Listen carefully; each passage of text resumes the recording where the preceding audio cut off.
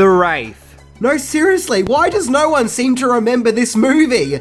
It's awesome! It's got plenty of action, great car stunts, along with 1980s teenage drama to boot. The movie is literally like if you put Mad Max, John Carpenter's Starman, and The Breakfast Club in a blender. You'll be drinking out of a glass of pure 1980s awesomeness.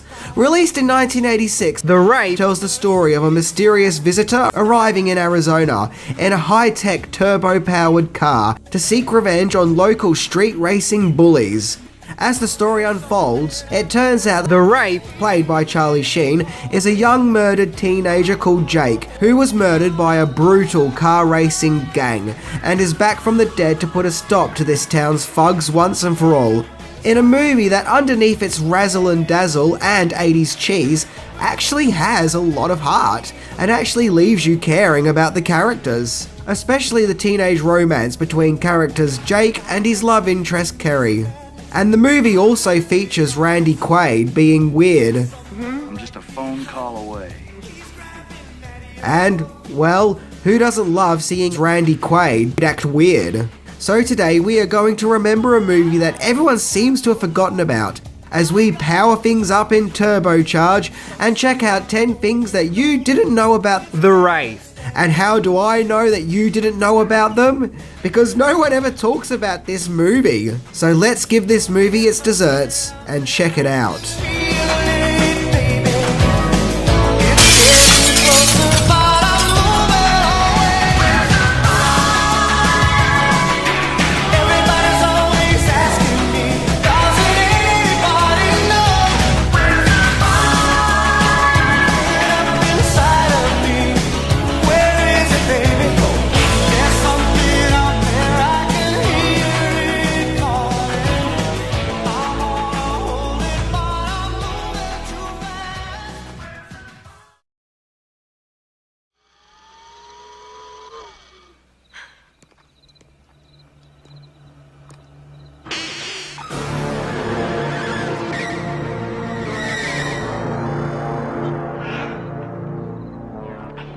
Can't do that again.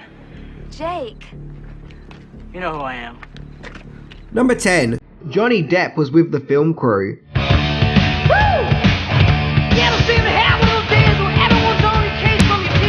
At the time the movie was being shot, actor Johnny Depp was going out with Sherilyn Fenn, who was playing the love interest in The Wraith. Depp was even considered for the main role of The Wraith, aka Jacob, but the role ultimately went to Charlie Sheen. But despite Depp not actually starring in the movie, he was frequently around on the set to spend time with his girlfriend, and Depp even stayed in the crew's hotel while shooting took place. Personally, if it was me, I would have been like, now, come on Johnny Depp, it's been fun having you around the set and all, but haven't you got some scissor hands or something to catch up on? Number 9, it was a quick shoot.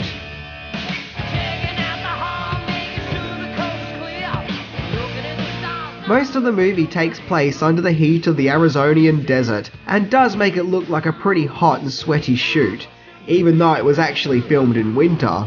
So thankfully the movie wrapped up in 27 days of filming on location, and given all the special effects and stunts in the movie, getting the film completed in just under a month is quite a spectacular accomplishment. I guess back in 1986 it was just all about getting the job done. Who knows? Maybe having Johnny Depp around on the set was like a good luck charm after all. Number 8. The Wraith's influences.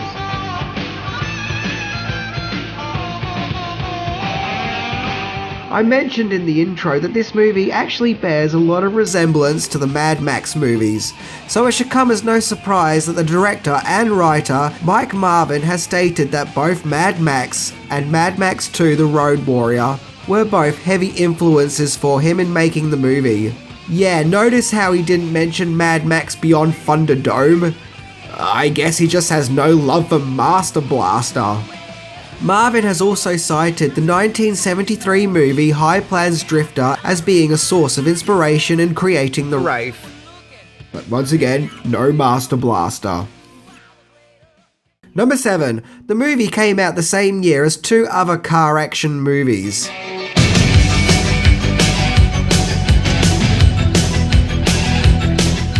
Yes indeed, 1986 was definitely the year of fast cars and action and explosions taking place on the roads, as in that year there were 3 movies which were heavy on dual-injected action sequences. The other 2 movies being Stephen King's Maximum Overdrive and The Hitcher. All 3 movies feature scenes of impressive car races, chases and stunts. And all 3 movies focus on a young male protagonist who must face off against a terrible evil, and all 3 characters become that bit more badass while doing it.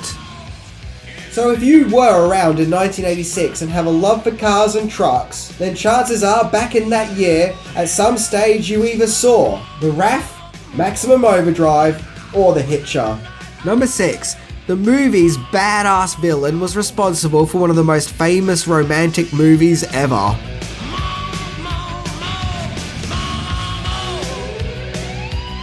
In the Wraith, Nick Cassavetes plays main villain Packard Walsh, and this is one nasty piece of work.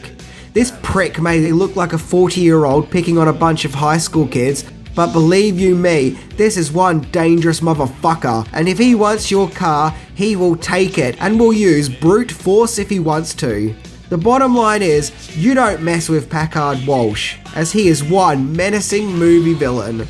So with that, Nick Cassavetes went to do exactly what you would expect such a tough movie villain to do. He went on to direct The Notebook, of course.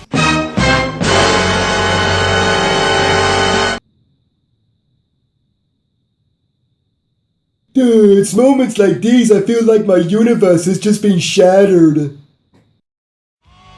Words fail me. I just can't believe that the tough, brutal, no-nonsense arsehole from The Wraith would go on to direct The Notebook.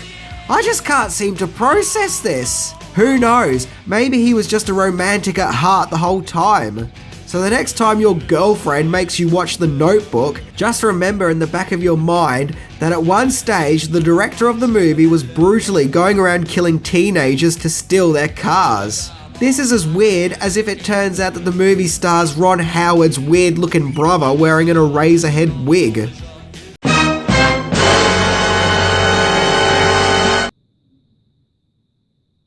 You know what, Squiggles? I think I'm going to give you the matches after all. Number 5. The Wraith might be a remake.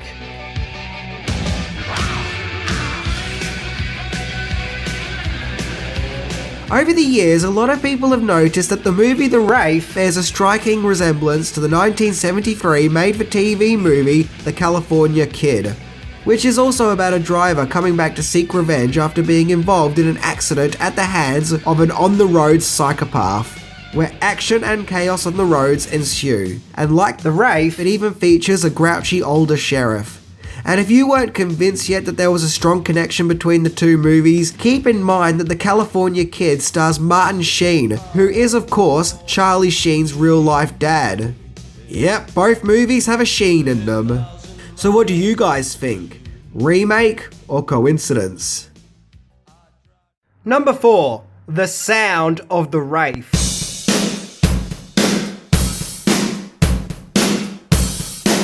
The Wraith has an alluring and intriguing score that has that fun sound that you often hear in 1980s adventure movies, but the score can also be serious and suspenseful when it needs to be, with plenty of pop and funk thrown in for good measure. The Wraith was composed by 2 composers, one being Michael Hoenig, who also scored the Blob remake, which is one of my favourite horror movies of the 80s, along with The Gate and Class of 1999. The movie's other composer was J. Peter Robinson, who also composed music for movies such as Cocktail, Wayne's World, Encino Man, Wes Craven's New Nightmare, and The Wizard. So, with those 2 composers on board, you know you're going to get a pretty funky soundtrack. Number 3. The movie was a box office bomb.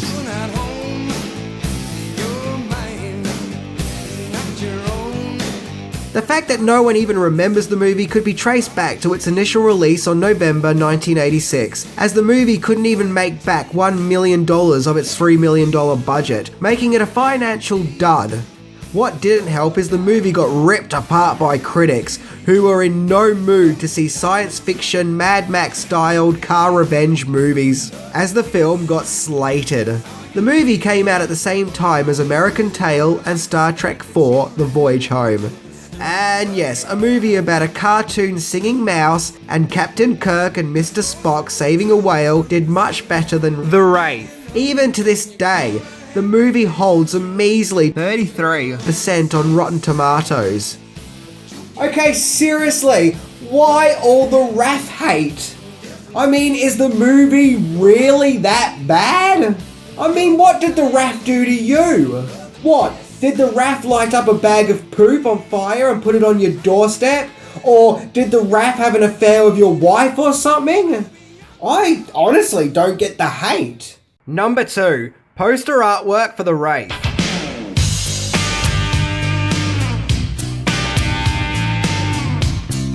Anyone who is familiar with my show would know by now that one thing that fascinates me when it comes to movies is movie posters. Often I find myself loving the artwork on some posters, and at other times actually get stunned in how much they actually miss the mark. And back in the good old days, movie posters were actually very important, as they were what advertised and sold the movie. So there were two main posters used to promote The Wraith. My favourite one is this one, where we see the Wraith in his black helmet and gear, which definitely gives off more of a science fiction approach to the movie, and just makes it look more mysterious and alluring. And I can't help but feel like the poster took inspiration from the Back to the Future poster. Also, I like how this makes it look like a superhero movie, which, in a way, I guess the RAF is. The most common one was this poster, where we see a bunch of kids from the movie hanging out in the right hand corner of the poster, with them looking all shocked and like they're about to go on an adventure. I don't know, it kind of looks a bit Goonies-ish to me. But the poster makes no sense, as why is the main villain, Packard Walsh, just hanging there with our heroes? That's weird. That's like if there was a RoboCop poster which featured Murphy and Clarence Boddicker chillaxing with a beer and hanging out with each other. Also, the mysterious glow down the road thing doesn't do it for me either. Seriously, there was a lot of movie posters in the 80s that had the old mysterious glow down the road thing going on. I think in this case, if you've got something awesome, like a turbo car and a revenge spacesuit, then use it. Sometimes it's okay to flaunt and not leave things as a mystery, especially if that mystery doesn't entice people in. Number 1. Stunt accident.